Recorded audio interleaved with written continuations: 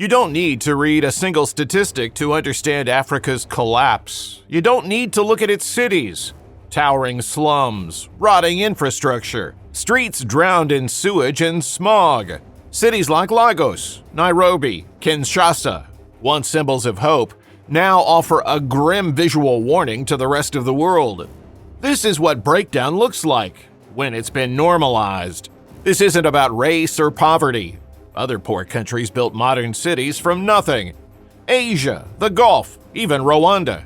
So why couldn't most of Africa? The answer is buried in decades of misrule, corruption, and planning so broken it became indistinguishable from sabotage. Colonial blueprints designed to control. Post-independence regimes too distracted or too self-interested to fix them. Explosive population growth with no infrastructure to support it. And a shadow economy so vast and informal, no government could keep up, even if it tried. This isn't just urban decay, it's breakdown in slow motion. And it's already too late for most of these cities to be fixed. Because once a society learns to live in dysfunction, ugliness isn't the exception. It becomes the system. The roots go deeper than most people realize. When European colonial powers carved up Africa, they weren't building cities for Africans. They were building control centers, administrative outposts designed to extract resources and maintain order with minimal investment. Think about what that means. Colonial Nairobi, Lagos, Dakar, these weren't planned as thriving metropolises, meant to house millions. They were corporate towns, places where colonial officials lived comfortably in the center, where roads were paved and water ran clean. Wide boulevards for military parades, separate residential zones with running water and electricity, government buildings that still stand today as the nicest structures in their cities. But venture beyond those core districts, nothing. The neighborhoods where Africans actually lived got dirt paths, no sewers, no electricity, minimal planning, just enough to house the workforce needed to keep the colonial machine running. Domestic servants, laborers, low-level clerks. Colonial authorities actively limited city growth, keeping most people in rural areas under traditional governance where they were easier to manage. When these cities were designed, European planners assumed they'd only ever need to accommodate tens of thousands of people, maybe 100,000 at most.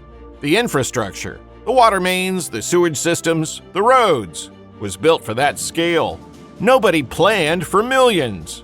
When independence finally came in the 1960s, African nations inherited cities designed to fail at scale, a polished administrative core surrounded by vast, underserved peripheries. European-style property registration, overlapping with customary tribal land claims. Legal ambiguity baked into the foundation, and then the floodgates opened. Freed from colonial restrictions on movement, people poured into cities by the millions. Lagos had barely 325,000 residents in 1950. Today, over 15 million. Nairobi exploded from 361,000 at independence to nearly 6 million by 2025. This was urbanization at a pace Europe experienced over centuries, compressed into decades. But the formal economy never created enough jobs. Housing construction couldn't keep pace. Governments had no real plans to accommodate this tsunami of humanity. So people did what desperate people do. They built their own shelter wherever they could find space. Floodplains, hillsides, next to garbage dumps, anywhere. And that's how Africa's slums were born.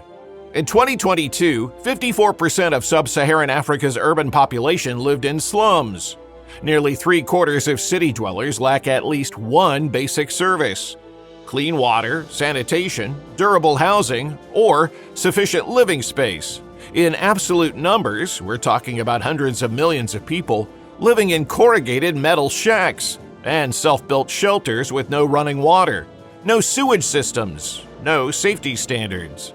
Walk through Kibera in Nairobi or Njula in Lagos, and you'll see what this means in practice. Structures built inches apart, creating narrow alleys where two people can barely pass. Roofs made from whatever materials could be scavenged. sheet metal, plastic tarps, flattened tin cans, floors that are bare earth or broken concrete, walls so thin you hear every conversation from neighbors. In the rainy season, these settlements turn into mud pits. In the dry season, fires tear through entire neighborhoods in minutes because everything is tinder dry and packed too close to stop the spread. These aren't temporary settlements anymore. They're permanent features of the urban landscape. Entire generations have been born and raised in these conditions. Children who have never known running water in their homes. Adults who've spent their entire lives in structures that would be condemned anywhere else. After independence, most governments didn't prioritize cities.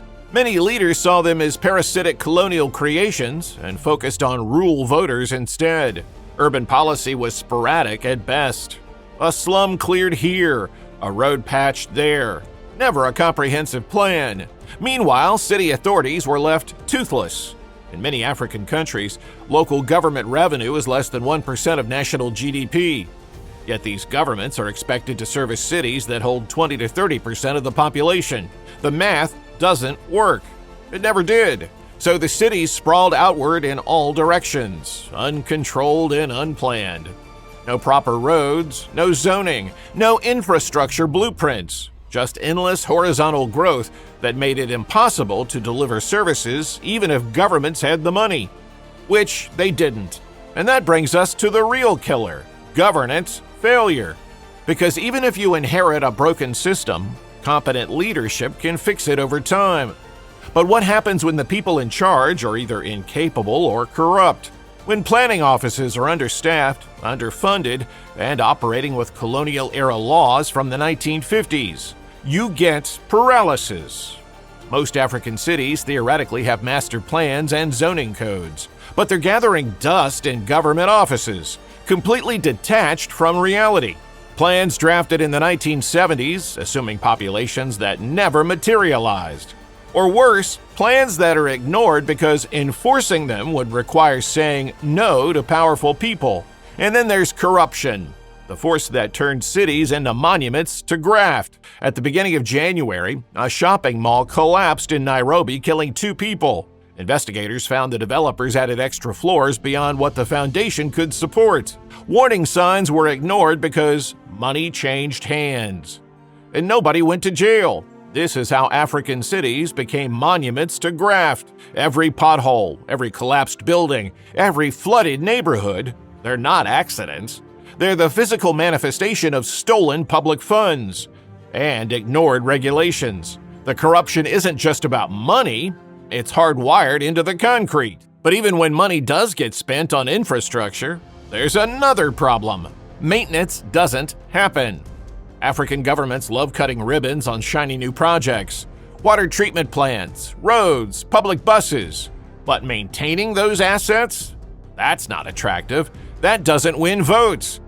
So the new water treatment plants break down after a few years.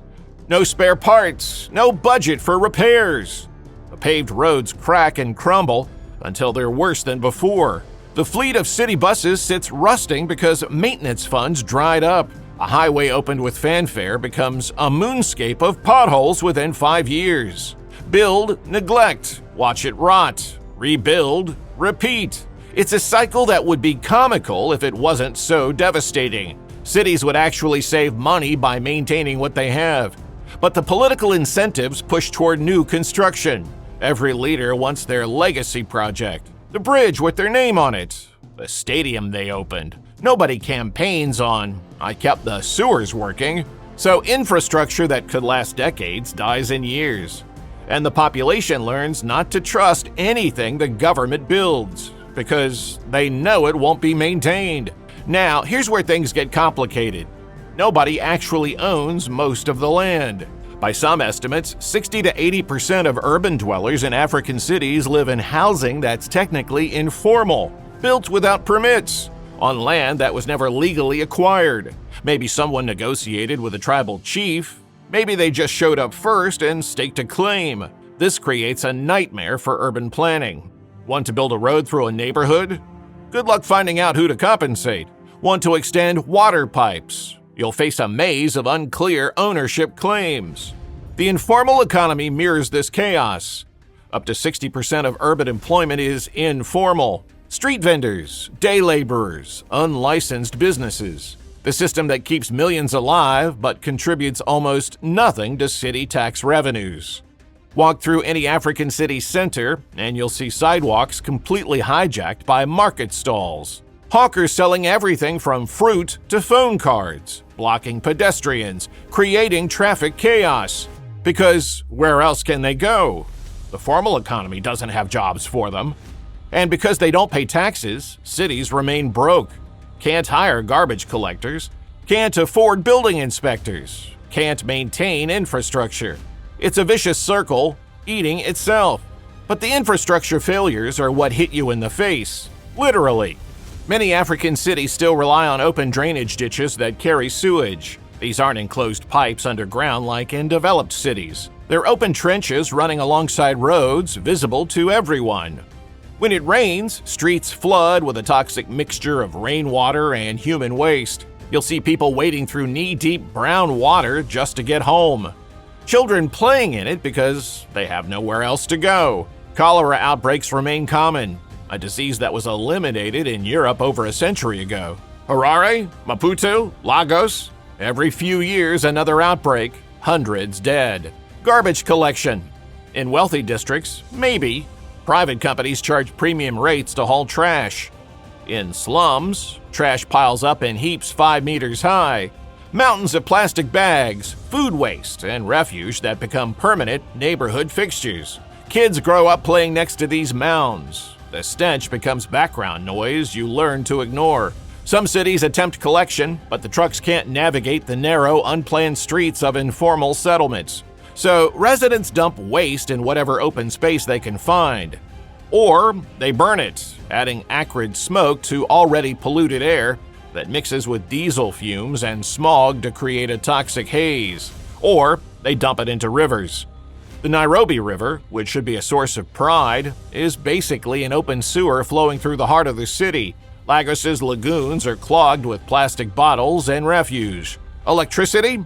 Most cities suffer daily blackouts. Load shedding, rotating power cuts where neighborhoods go dark to conserve limited supply. But the reality is more chaotic than any schedule suggests.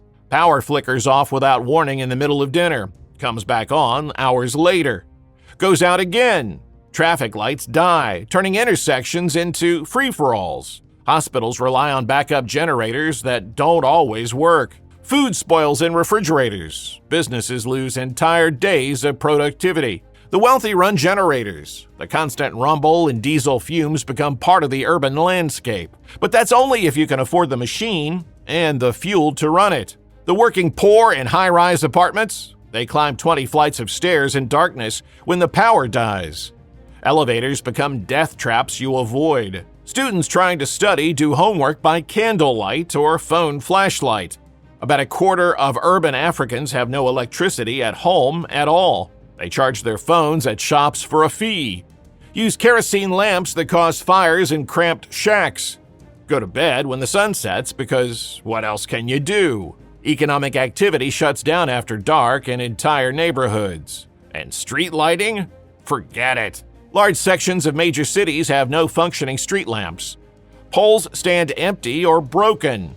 Wires stolen for copper. When the sun sets, entire neighborhoods disappear into darkness. Only headlights and cooking fires pierce the gloom. Women walk home through pitch-black streets, vulnerable to assault. Crime thrives in the shadows. It's not just inconvenient, it's dangerous. The water supply is equally broken. Colonial-era pipes were never expanded. Cities built for 100,000 people now house millions using the same infrastructure from the 1950s. The pipes leak. By some estimates, 50% of water is lost to leaks and illegal connections before it reaches anyone. Entire neighborhoods tap directly into mains illegally, creating pressure drops that mean official connections get nothing. So, piped water is intermittent at best. Taps might run for 2 hours a day, or twice a week, or not at all for weeks during dry seasons. You learn to wake up at 3 a.m. when you hear water flowing, fill every container you own, and hope it lasts until the next time. Many rely on water vendors who truck it in and sell it at 10 times the price of piped water, if you're lucky enough to afford it. People pay exorbitant amounts for water of dubious quality, sometimes drawn from the same polluted sources as the waste they're trying to avoid. Children spend hours hauling heavy containers from communal taps instead of being in school. Women queue for hours, sometimes fighting over access to standpipes. Entire days are structured around the logistics of getting water. In the worst cases, the infamous flying toilets, people defecating in plastic bags and throwing them as far as possible because there are no toilets. That's the reality. Transportation? Most cities rely on informal minibuses because they never built proper transit. No subways, no light rail, no comprehensive bus systems. Instead, you get privately owned vans, matatus in Kenya, danfos in Nigeria, trotros in Ghana, that stop everywhere, drive aggressively, and contribute to legendary traffic jams. These aren't regulated transit systems, they're chaos made mobile. Drivers compete for passengers, literally racing each other to bus stops. Vehicles are overloaded far beyond capacity. People hanging outdoors, sitting on laps, crammed in until nobody can move. Conductors hang out windows shouting destinations, trying to fill every seat. Safety standards? Non-existent. You're lucky if the brakes work properly. And the traffic? Lagos, Cairo, Nairobi, hours-long gridlock on roads that haven't been properly maintained for decades. A commute that should take 30 minutes routinely takes 3 hours. Potholes so deep they've swallowed entire cars. Drivers swerve wildly to avoid them, creating even more chaos. Roads that are paved in the center but crumble to dirt at the edges. No lane markings that anyone respects. Traffic lights that don't work, turning every intersection into a negotiation. People spend a quarter of their waking hours stuck in traffic. Productivity lost, fuel wasted, lives consumed by the simple act of getting from home to work and back. But here's what makes this all so infuriating. It didn't have to be this way. Other countries started just as poor or poorer and transformed their cities within a generation. In 1957, Ghana and South Korea had similar per capita incomes. Both were poor, developing nations. But look at them today. Seoul is a gleaming metropolis of subway lines, high-rises, and functioning infrastructure. Accra still struggles with basic services. What happened? South Korea's government made urban development a national priority. They invested heavily in education, creating a skilled workforce. They pursued export-led industrialization that created millions of formal jobs. Textiles, then electronics, then automobiles.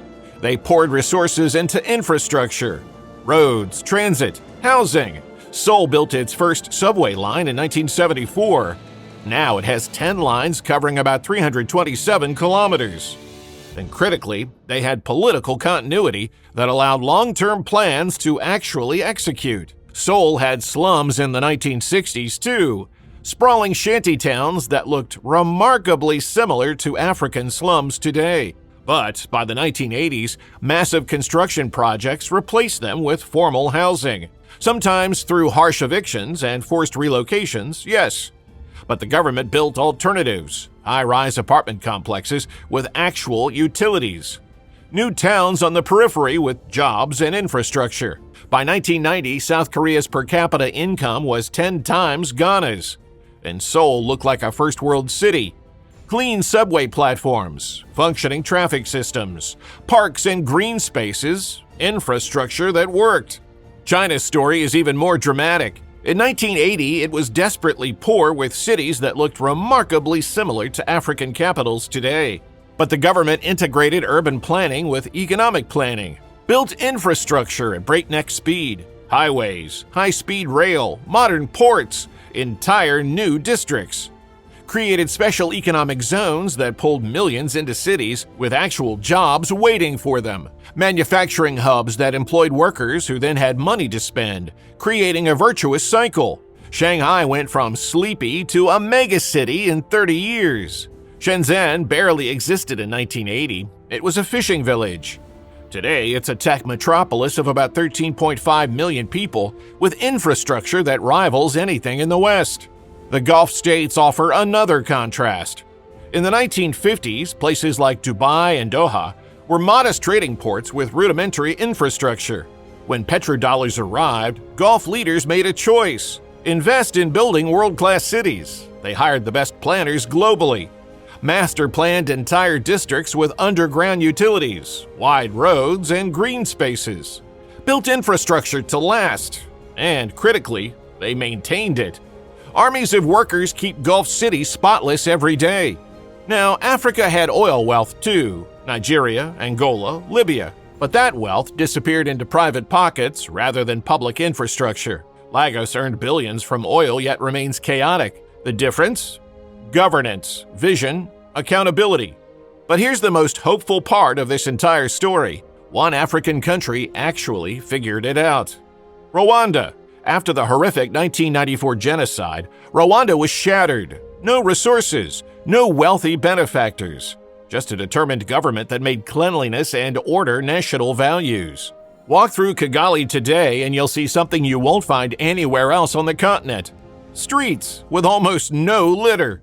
Well-maintained roads, functioning streetlights, public spaces that are actually maintained. How? Rwanda banned plastic bags completely in 2008 and actually enforces it. They instituted Umuganda, a mandatory community service day once a month where everyone, including the president, cleans streets and public spaces. It's created a culture of civic pride. The government strictly regulates building codes and zoning, controls street vending by providing designated markets, and critically, they crack down on corruption. Hard. Rwanda consistently ranks as one of Africa's least corrupt nations. Public funds tend to reach the intended use. Officials know they'll be held accountable. The result? Kigali won a UN Habitat Scroll of Honor Award in 2008 for its clean and safe environment. Rwanda's success required unusual political cohesion and centralized decision-making that's rare even in democracies. Replicating it means confronting hard questions about governance that most countries aren't willing to ask. And Rwanda is small, 14.7 million people. One dominant urban center, far easier to manage than Nigeria's 240+ million. Still, Kigali proves African cities aren't inherently doomed. With sufficient political will, community involvement, and zero tolerance for corruption, change is possible. But scaling that across the continent? That's where the hope dies. Because the trends are moving in the wrong direction. Africa's urban population is projected to double by 2050. Tens of millions more people flooding into cities that already can't cope. Without massive industrialization, which isn't happening, there won't be formal jobs for these people. Without radical governance reforms, which aren't happening, infrastructure won't keep pace. Without serious anti-corruption efforts, which are rare, resources will keep disappearing. Climate change makes everything worse. Heavier flooding hitting cities with inadequate drainage. Droughts straining water systems already at breaking point. The vicious cycles reinforce each other. Weak planning leads to chaotic growth. Chaotic growth is harder to service. Difficulty in regulation invites more corruption. Corruption prevents proper planning. Round and round. Many African cities have already broken down. They're just still inhabited. When half of your urban population lives in slums, when basic services barely function, when infrastructure crumbles faster than it's repaired, when your streets flood with sewage every rainy season, that's not a functioning city. That's a managed chaos at best. The ugliness everyone sees, the shantytowns, the garbage, the darkness, the disorder, that's not superficial. It's visible proof of systemic breakdown, of institutions that failed their people, of corruption that became normalized, of populations growing faster than any planning could accommodate. You're watching breakdown in real time, not through war or natural disaster, but through the quiet erosion of institutions and infrastructure over decades. The lights go out, the water stops running, the roads crack apart, the garbage piles higher, and people just adapt. They learn to live like this. They create informal systems to cope. The dysfunction becomes Normal. When that happens, you've lost something deeper than infrastructure. You've lost the expectation that things should work, that governments should serve, that cities should function. You've normalized breakdown. The problem isn't unsolvable. Singapore did it. South Korea did it. Rwanda is doing it. But it requires something rare. Leaders who build for their grandchildren, not their bank accounts. Institutions that serve citizens, not elites. And a collective clarity of purpose that's been absent in most of Africa for decades. So the question isn't just, why are African cities so ugly? The real question is, can this trajectory be reversed? Or are we watching something that's already past the point of no return? What do you think? Can institutional reform and visionary leadership turn this around? Or is this dysfunction too deeply entrenched? Drop your thoughts in the comments, and if this has opened your eyes to something you hadn't considered, subscribe to Fall of Nations, because this is just the beginning of what we need to talk about.